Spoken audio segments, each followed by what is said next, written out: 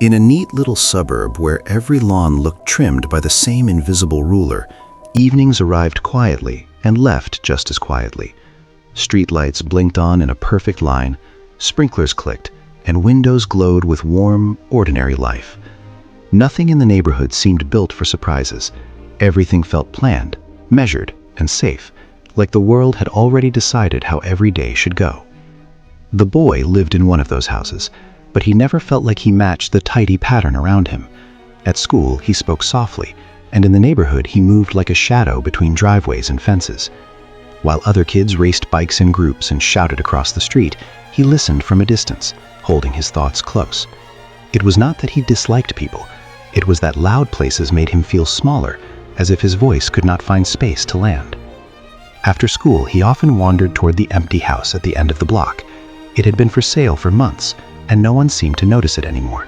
The mailbox leaned, the driveway gathered leaves, and the garage door stayed shut like a sealed secret. The boy liked the silence there. Silence felt honest. Silence did not ask him to be brighter than he was. One night, while the neighborhood settled into its calm routine, a sound slipped through the air that did not belong. It was faint at first, like a small cough buried under the hush of crickets. The boy paused on his porch and listened again. The sound returned, soft, uneven, almost like a whimper trying not to be heard. It came from the direction of the empty house. He waited, watching the streetlights hum. Nothing moved, yet the sound came again, a tiny scrape followed by a breathy tremble. The boy's stomach tightened with the kind of fear that comes from not knowing what a sound means.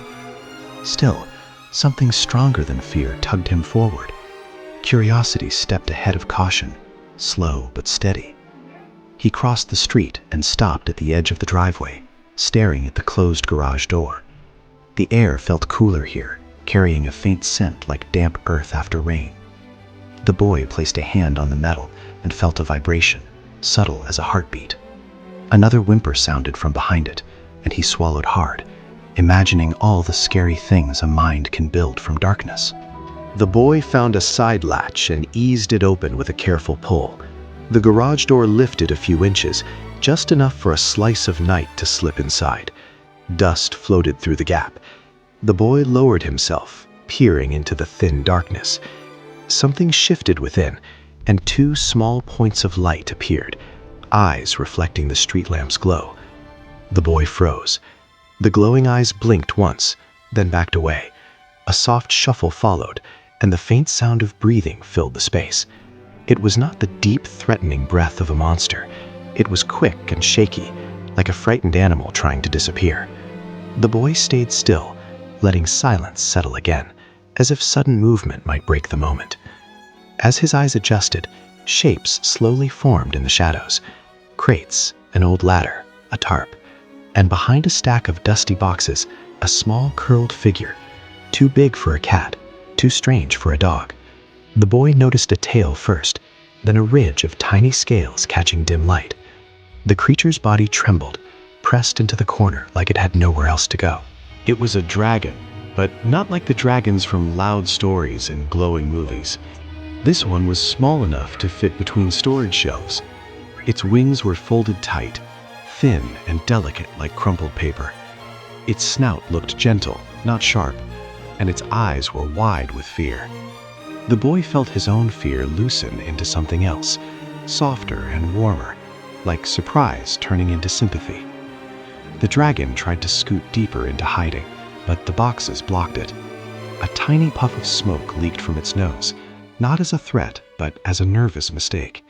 The smoke drifted upward, thin and harmless, and the dragon flinched as if frightened by its own breath. The boy understood then that this creature was not guarding the garage, it was hiding in it. The boy backed away from the gap and lowered the garage door again, leaving it barely cracked for air. He returned home without telling anyone, but the sound of that trembling breath stayed with him. Sleep did not arrive easily. His thoughts circled the empty house, the glowing eyes, the small smoke puff, and the way fear looked the same in any creature, even one made of legend. The next afternoon, when the street felt safe and ordinary again, The boy returned with a small bowl of water and a piece of bread wrapped in a napkin. He approached the garage quietly and lifted the door just enough to slide the food inside. He stepped back and waited, watching the gap like it might blink. For a long moment, nothing happened. Then the dragon's eyes appeared again, closer this time. The creature sniffed the air and inched forward. Its claws clicked softly on the concrete.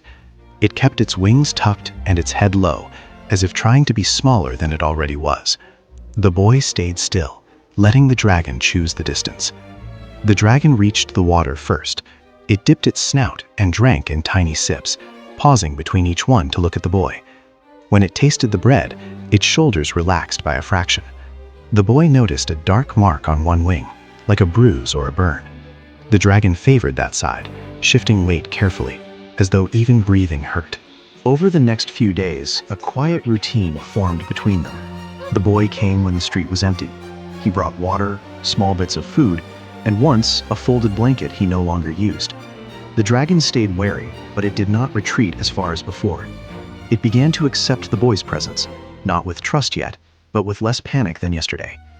The garage itself changed, not in obvious ways, but in feeling. The boy cleared a small space among the boxes so the dragon could lie down more comfortably. Dusty sunlight spilled through cracks in the door, painting warm lines across the concrete. The dragon sometimes watched those lines, as if the light was a story it could almost understand. The dragon's personality surfaced in small, quiet gestures. It tilted its head at strange human objects. It stared at the boy's shoelaces with focused curiosity. Once, it bumped a cardboard box and startled itself, then looked embarrassed in a way that made the boy's chest feel lighter. The dragon's tail flicked when it was interested, and curled tight when it was anxious. One evening, when the boy dropped a pencil, the dragon flinched, and a spark escaped its mouth, small and bright, like a firefly made of flame. The spark vanished instantly, leaving a faint curl of smoke. The dragon froze, eyes wide, expecting punishment from the world for existing. But the boy did not move. He only watched, amazed, as if the spark had been a tiny miracle. After that, the dragon practiced without meaning to. When it was calm, its breath stayed clear. When it was startled, a warm glow sometimes pulsed behind its teeth. The boy learned to move slowly and gently. The dragon learned that this boy did not want to chase it away. Between them, the garage became a secret place where fear could rest. The boy noticed something else, something even stranger than a dragon in a garage. The dragon seemed connected to his feelings. On days when the boy arrived heavy with sadness, the dragon's glow dimmed and its body curled inward. On days when the boy felt lighter, the dragon's eyes brightened and it sat up, alert and curious. It was as if the dragon could hear the weather inside the boy's chest. The boy did not have words for what was happening, but he felt it clearly. When he stayed patient, the dragon breathed easier.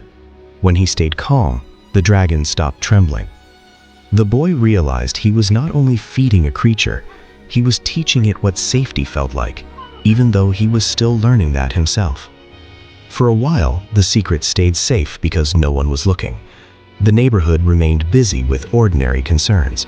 People cared about lawns, packages, and weekend plans. The empty house stayed invisible, just like the boy often felt. In a strange way, that invisibility protected them both. Then one morning, bright signs appeared on poles along the street. A new project announcement, construction coming soon. The neighborhood would be improved. Trees would be removed and the small patch of woods behind the empty house would become part of a new development. People nodded, pleased by the promise of change, as if change always meant something better. The boy's throat tightened when he saw the red markings sprayed on trees near the woods. Those trees were the last wild place in the suburb, the one area that still smelled like earth instead of pavement. When the boy returned to the garage that afternoon, the dragon was already restless. It paced in short circles, wings twitching, head lifting toward the far wall, as if listening to something beyond it. The dragon's fear returned, sharper than before. Its breathing quickened. A faint rumble vibrated in its chest, not like anger, but like alarm. The boy sensed that the woods mattered to the dragon in a way he could not yet explain. The air felt charged, as though the world outside had started turning a key. That night, the neighborhood glowed with new lights at the edge of the woods. The boy slipped out quietly and hurried toward the empty house. He heard the distant grind of engines and the metallic clank of machines. The sound was louder than any storm, louder than any yelling kids, louder than ordinary life. It sounded like the world breaking something without asking permission first. When he lifted the garage door, the dragon was standing, fully awake, staring toward the woods. Its eyes shone brighter than the street lamps now, wide and reflecting fear so pure it felt ancient. The dragon's body shook, but not with weakness. It shook like a string pulled tight, ready to snap. The boy stepped closer, as if his presence could anchor the creature. The dragon backed behind him, pressing its body into the shadows, choosing the boy as a shield. Outside, the machines rolled closer. Their lights swept across tree trunks like cold, searching eyes. The dragon's breath hitched, and a small flame flickered at its mouth, unplanned and trembling. The flame grew for a heartbeat, bright and warm, then shrank again as the dragon swallowed it back, trying to control what fear was pulling out. The boy stood still, feeling the dragon's heat behind him and the machine's roar ahead of him. In that moment, the boy understood that the secret was no longer safe. The world had finally arrived at their hiding place, and the dragon, the last one left, was watching the woods as if it were watching its own past disappear. The engines groaned louder, lights sliding across the fence, and the dragon's eyes flared with frightened fire as the night held its breath.